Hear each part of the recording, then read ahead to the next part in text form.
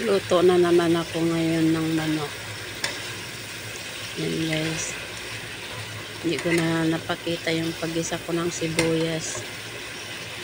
Tingnan nyo guys yung manok. Parang lata na siya. Aywan ko ba kung okay pa ba to. Kasi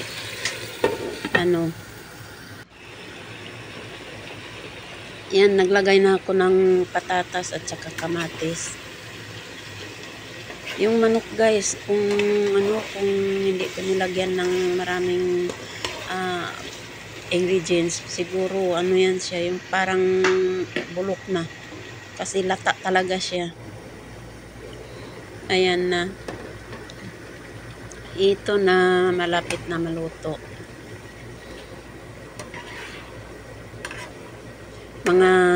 Siguro mga 5 minutes na lang yan, luto na.